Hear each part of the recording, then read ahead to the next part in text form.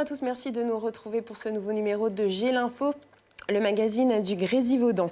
Ils sont tous les deux mordus de ski, tellement accros à la poudreuse qu'ils ont parcouru plus de 5000 km pour se frotter au deuxième plus haut sommet d'Iran, les 27 et 28 janvier prochains.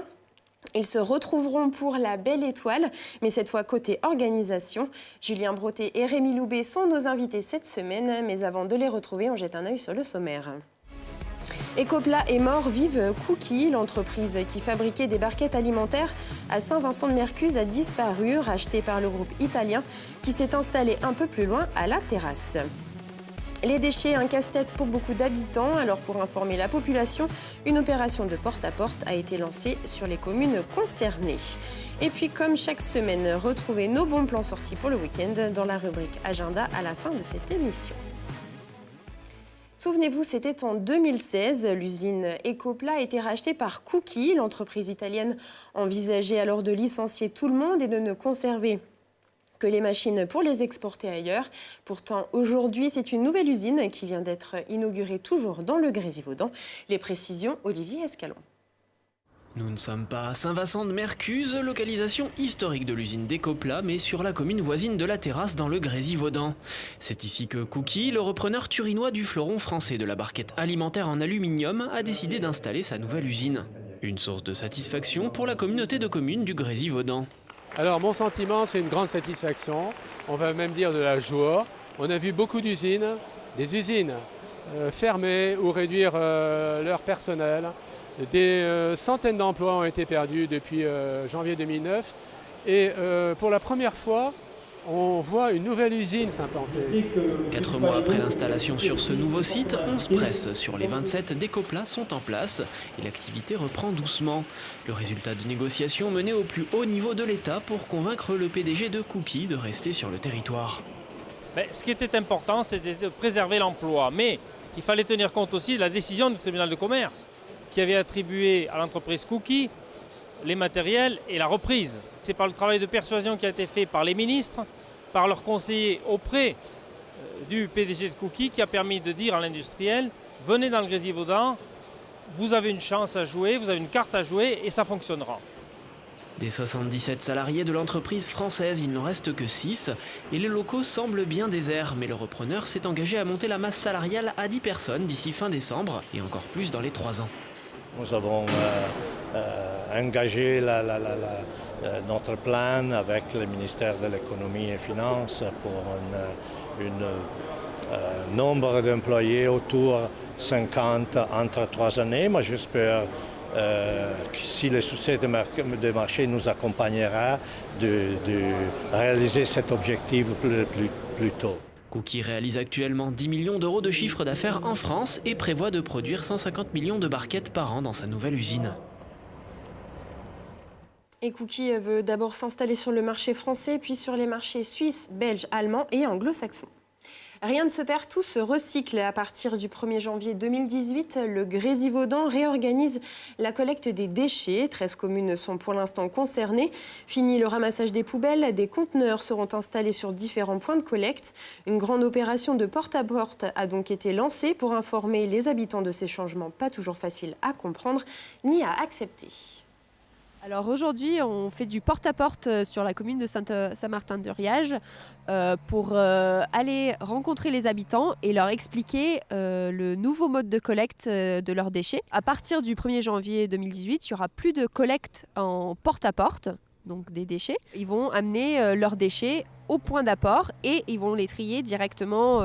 On leur met à disposition des sacs, donc un sac pour chaque flux de déchets et ils vont devoir du coup apporter ensuite ces sacs au point d'apport. Les gens aiment bien leurs poubelles quand ils les ont, alors ils ont du mal à s'en séparer et les gens qui ont déjà l'habitude de porter leurs poubelles sur des points d'apport volontaires, ils sont plutôt favorables à ce nouveau système. Surtout qu'il y a un petit changement au niveau du tri, c'est que maintenant on va mettre le petit cartonnage style tout ce qui est boîte de pâtes, boîte de céréales et chevalet de yaourt, on va le mettre avec le papier. Et pour ceux qui souhaitent se débarrasser de leurs poubelles, des autocollants sont disponibles auprès de la communauté de communes du Grésivaudan. Il suffit de les coller sur le couvercle avant la dernière collecte fin 2017. Ils seront récupérés pour ensuite être recyclés. Les massifs isérois, mes invités, les connaissent par cœur. Alors quoi de mieux que l'Iran et ses sommets à plus de 5000 mètres d'altitude pour s'adonner à leur passion, le ski alpinisme? Une passion qui les réunira en janvier prochain pour la 16e édition de la Belle Étoile au Sept-Lô. On va tout de suite les rejoindre pour en savoir plus.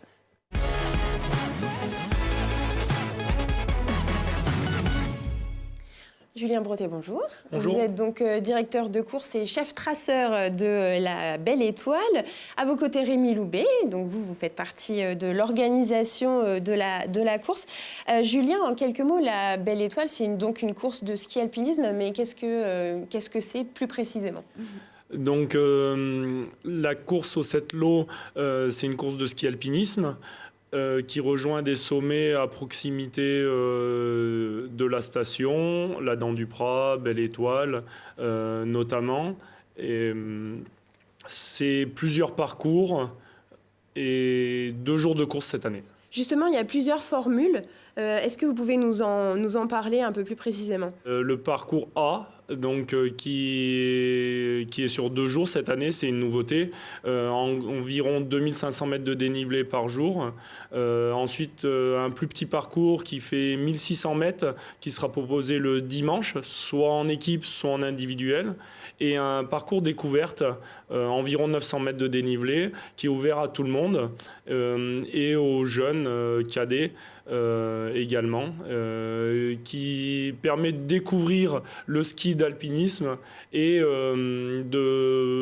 d'aller un petit peu sur les arêtes, vraiment découvrir la pratique et de la réaliser en sécurité, parce que le parcours, nous le pratiquons dans la semaine précédant l'événement et avec la station, nous sécurisons l'itinéraire. Oui, parce que le parcours principal qui est donc sur 2 jours, c'est vraiment plutôt réservé à une élite, on va le dire. Hein. Les difficultés principales, c'est quoi ? Les difficultés, c'est la longueur du parcours quand même, parce que 2500 mètres pour les meilleurs, ça va être 3 heures, 3 heures et demie de course. Des longues descentes, donc ça aussi, quelques couloirs raides. Donc c'est vrai que c'est pas ouvert à tout le monde. Cette année, on s'est associé également avec une course dans les Hautes-Alpes, la Grande Trace. Et l'idée, c'est de faire une préparation à la Pyramenta qui est en mars. Donc voilà, c'est un public plutôt de haut niveau. Est-ce que les inscriptions sont déjà ouvertes ? Non, elles ouvrent début décembre. Donc on croise les doigts pour qu'il y ait beaucoup de neige. Alors vous, tous les deux, le ski alpinisme, vous connaissez bien, vous le pratiquez. D'ailleurs, vous faites même partie tous les deux du CAF Excellence Ski Alpinisme, qui regroupe quand même, on va dire, l'élite des pratiquants, si je peux m'exprimer ainsi. En mars dernier, vous êtes partis en expédition en Iran. Pourquoi avoir choisi l'Iran et l'objectif de cette expédition, c'était quoi ? L'objectif, c'était Julien confirmera, mais de découvrir des grands espaces. Et l'Iran s'y prête bien. C'est des montagnes qui sont assez inconnues pour les Européens. On a vraiment l'image, quand on pense à l'Iran, on voit un désert. Et nous, en fait, on a surtout vu de la grosse montagne et beaucoup de neige. Est-ce que vous aviez repéré un peu les sommets que vous alliez faire, ou alors est-ce que tout s'est décidé sur place ? Alors, on a une pratique, le ski alpinisme, c'est une pratique où on adapte beaucoup nos ambitions en fonction des conditions qu'on rencontre. Et on envisageait de faire le sommet de l'Alamkou, qui est le 2e plus haut sommet du pays à 4850 mètres. Et malheureusement, il a tellement neigé qu'en fait, au niveau des conditions avalancheuses, c'était un petit peu compliqué. Du coup, on s'est rabattu sur un certain nombre d'autres sommets à 4000 mètres. Et finalement, c'était très, très chouette. Alors, vous avez discuté avec pas mal de montagnards là-bas, des guides locaux même. Vous en avez emmené certains avec vous. Quelle est la pratique de la montagne qu'ils ont là-bas ? Est-ce qu'elle est un peu aussi développée que nous ou pas du tout ? Ou est-ce qu'elle commence à se développer ? Alors, ça dépend sur quelle discipline. En fait, nous, avec notre fédération, la FFCAM, on a tissé un lien avec la fédération iranienne de montagne. Et on voulait leur voir si eux pratiquaient aussi le ski de randonnée, le ski alpinisme. Et en fait, oui, ils pratiquent déjà. Il y a très peu de pratiquants. Il y a peu de skieurs. Et il y a peu de skieurs en général sur le pays. Mais il faut bien savoir que c'est une discipline là-bas qui est naissante et qu'il y a de plus en plus de monde qui pratique, à la fois en mode découverte et aussi en mode compétition. Il y a les premiers compétiteurs iraniens. Et puis l'Iran, c'est en termes de ski, c'est pas n'importe quoi non plus. Il y a pas mal de stations qui montent très en altitude. Et ils ont quelques grands champions de ski alpin qui peuvent tout de suite basculer sur la discipline ski alpinisme. Alors, il y a un film qui va être tiré de votre expédition. C'est Nicolas Héron qui a tourné les images. On sent aussi, à travers ces images et ces témoignages, qu'ils sont contents d'échanger avec vous. Ils sont très accueillants là-bas, alors qu'on a plutôt l'image d'un pays très fermé, avec beaucoup de règles. En fait, nous sommes sur une mentalité perse. Ils sont toujours avides de découverte. Ils ont toujours très envie de discuter. C'est un peuple qui est finalement très, très ouvert. Ils sont peut-être aussi frustrés parce que nous, c'est facile pour nous d'aller chez eux, mais pour eux, c'est pas évident de sortir de leur pays. Ils ont du mal à avoir des visas. Et en fait, quand ils discutent avec des étrangers, ils sont très contents. Et le voyage d'expédition était très agréable pour ça, parce qu'on a beaucoup discuté avec notre guide, notre cuistot, un Iranien, Morsan, qui nous accompagnait, mais aussi avec tous ceux que l'on croisait. Et ça nous a permis d'apprendre beaucoup sur le pays en très peu de temps, finalement. Oui, même à la capitale, à Téhéran, les gens venaient nous aborder pour demander d'où on venait. C'est très agréable, sans être non plus envahissant. Donc il y a de la curiosité et ils sont heureux de voir que leur pays fait envie et qu'on aille le visiter, quoi. Alors justement, à la fin, on a tous l'impression, le sentiment que vous avez tous envie d'y retourner. Quel souvenir est-ce que vous allez garder de cette expédition ? Moi, je crois que c'est la chute de neige d'1,50 m en 24 heures qui m'a marqué et qui m'a fait rêver. Peut-être qu'on aura ça dans le Grésivaudan cette année, mais je doute un petit peu. C'est aussi l'échange avec notre guide et Morsan, où on a passé 10 jours ensemble et c'était très agréable parce que voilà, on a passé tout notre temps avec eux et il y a eu vraiment de bonnes relations et de l'échange sur les skis et c'était vraiment passionnant. Alors depuis, le groupe a changé, mais je suppose que vous avez déjà de nouvelles expéditions en tête ? Alors bien sûr, le groupe Excellence, on fait beaucoup de compétitions, mais le but c'est de faire des jolis projets en montagne. Donc l'année N, on essaye de faire un joli projet sur les Alpes françaises, et l'année N+1, on essaye de faire une expédition à l'étranger. Alors là, le groupe vient de se créer, du coup on a pas mal de petites idées, mais on n'a pas de destination définie pour l'année N+2, mais ça sera forcément original. Eh ben, merci beaucoup, en tout cas, à tous les deux d'être venus et de nous avoir fait rêver avec ces images. Vous allez rester encore un peu avec nous le temps de l'agenda.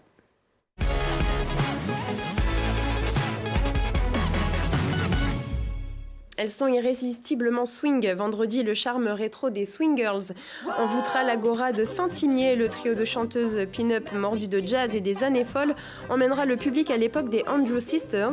Entre les compositions originales et les tubes détournés, leur show endiablé surprendra par son explosivité et sa finesse musicale et vocale. Une superbe soirée en perspective dès 20h30.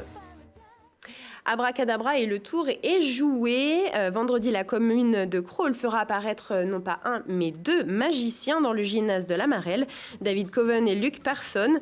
Entre magie, humour et ventriloquie, les numéros laisseront rêveurs les petits comme les grands. Alors laissez-vous transporter dans leur univers dès 20h.